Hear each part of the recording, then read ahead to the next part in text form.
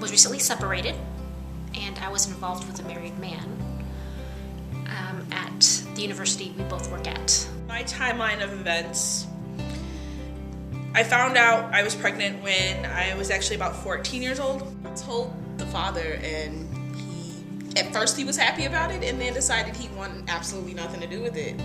And that hurt me a whole lot because I was in love with this man and I thought that I was having me a love baby. I was like 23, and so there was a lot of drinking going on in my life. I was young, doing this and that and the other thing, and just not in a place to be responsible.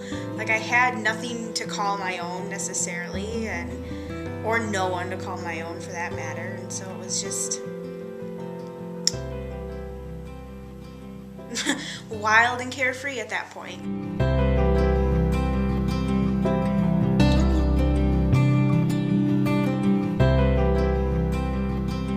I'm embarrassed that here I am. I was 34, 35 at the time, and I was making these mistakes that I'm not a teenager, and here I am, I'm 35, and I'm pregnant, right? Because of this liaison I had with a married man, and I was very scared, and I was also deeply ashamed.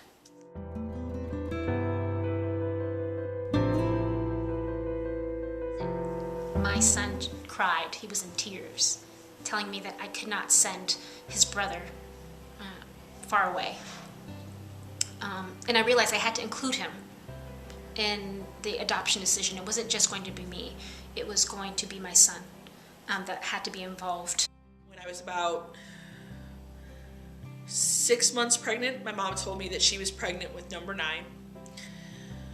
And so I knew at that point that I would place. I knew it, just flat out. Because I knew, coming from a large family, having 6 brothers and soon to be 2 sisters, I knew I wouldn't be able to take care of him the way he needed to because I was so young.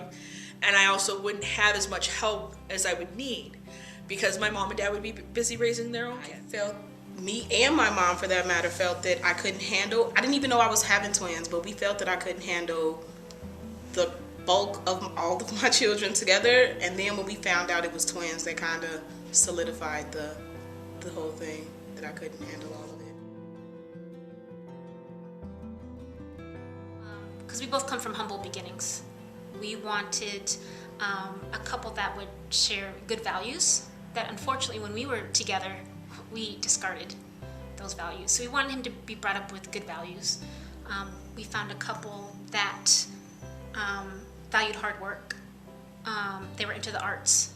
And they were also educated too, but they also were frugal. They talked about saving money, and we really liked this about that couple. The way they talked in their letter was what kind of told me, or kind of gave me the inkling that this was the family. Like I said, you know, in our group, it was our child, our family. Like, I was still going to be a part of that, and it was something that I really, really wanted.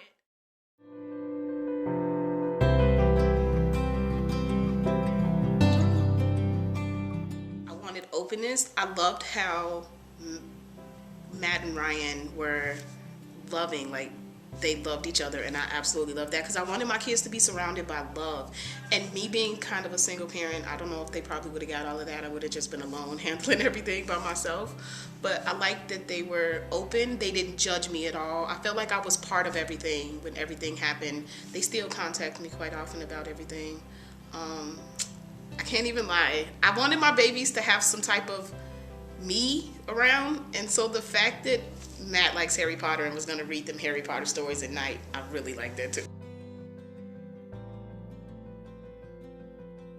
When I first met Matt and Ryan, I was nervous. I was super nervous because the only thing I kept thinking is I want them to like me because I don't know if a good word to say is I want them to take the babies, but I wanted them to like me, and then maybe from them liking me, they could love my babies, and I just wanted them to love my babies, and I was really nervous about that. But you told me that they might be nervous as well, so I think that kind of settled everything out. But Our first meeting was good. I liked it a lot. It solidified everything for me. It let me know right then when I met them that these were the people that I wanted to give my babies to. Conversation flowed really easily between the birth father and I and the adoptive parents. They were very genuine, they were open, and they promised to include my son, my 6-year-old son that I was already parenting, which is the most important thing for me. I did not want him to be left out of the picture. It's an intimidation a little bit towards it, where you're like, I don't know what they're gonna think of me, I don't know what to think of them. Like, are they gonna meet my expectations of what their profile presented to me? And they come in and they're as human can be. They're nervous, they're giggly, they're sort of shy, and so was I.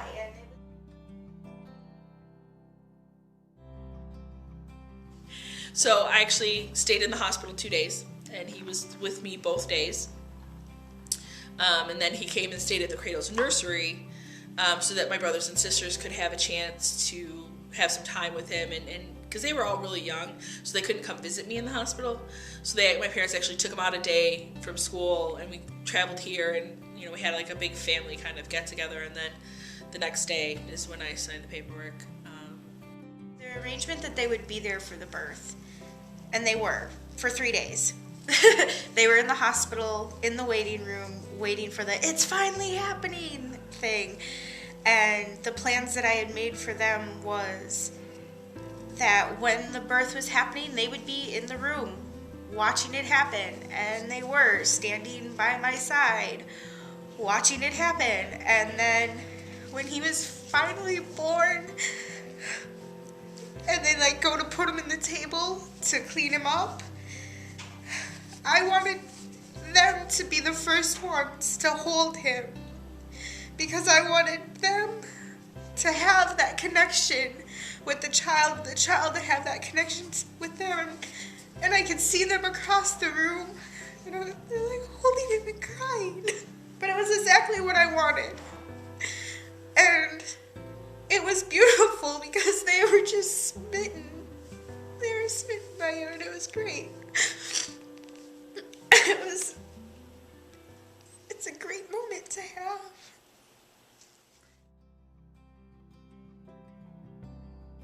One of the reasons I picked the adoptive parents is because they were on board with making sure that the brothers would develop that sibling bond. I remember going to their house and seeing pictures of us, and the adoptive parents saying, "Oh, I hope you don't mind that we put pictures of you guys up there." I was thrilled, ecstatic, beyond belief that they put our pictures up there. They weren't hiding us. We were, part of Atticus's story. I don't want to feel like I'm a bother. And I don't reach out probably as much as I should, but that's because I don't want the adoptive parents to think I'm trying to be controlling or I'm in a place I shouldn't be. And I want them to know I respect the fact that they're the parent, but I don't want to be cut out. So just a visit in and of itself, I have to prepare myself for it.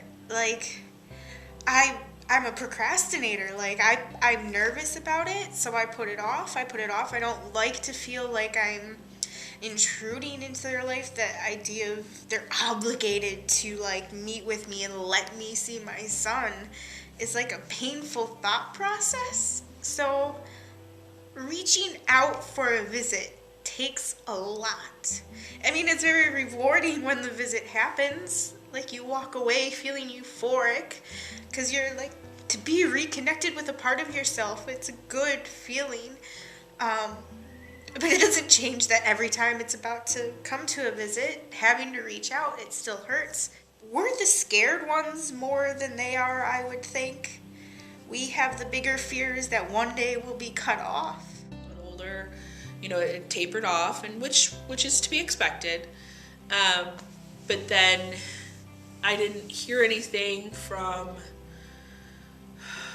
I want to say kindergarten-ish was the last pictures I got.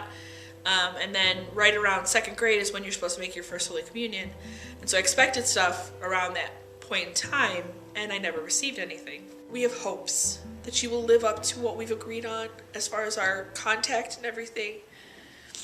And when it doesn't happen, it devastates us. It really devastates us. And we have no way to control it. I feel like my babies are so much happier with them than if they would have been with me. But I wouldn't change it for anything. I'm so happy that I picked them because I feel like they're doing what I wanted to do. Their dad didn't want to be involved, and I feel like now they're better off because they've got two dads, two men to show them how they're supposed to be. That's amazing. Two guys to show them how they're supposed to be. They can show my son how to be a man, how he's supposed to grow up and everything. And I'm really happy with my decision for who I picked and how I picked them. To see my son hurt and not being able to be with his brother, I mean, that devastates me. One of the things that scares me is, and I don't think it will ever happen because Rebecca and Josh are great, is if the adoption ever closed, break my heart, that's fine, but I don't want them to break Alex's heart. Like, I've got nothing from them in the last couple years. He's now 21. He actually just turned 21, and it's really hard because I'm kind of in this limbo where I don't know what's going on. I don't know if I send something to them.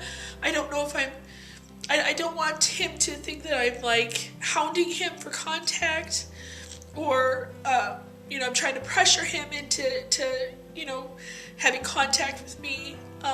But I want him to know that I'm still here and I'm always gonna be here. As a birth mom, I just want the adoptive parents to know we're not there to assert control. We know you are the parents. You set the guidelines and the boundaries, and we don't want to step there. I don't want to interfere, but frequent updates they're great so that we just know how the child is doing. Keeping connections going, especially if there's siblings involved. I think one of the things that I really want them to understand about birth mothers is that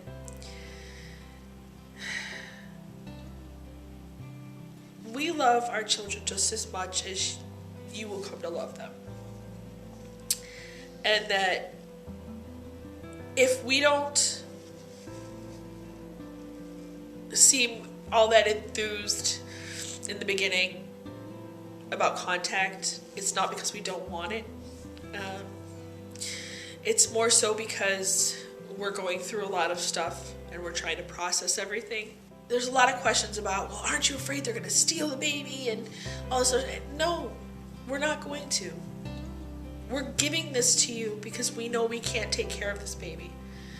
Because we love this baby. This baby is always going to be a part of us. And we're trying to do the best for them. And if we choose you, that means we think you're the best.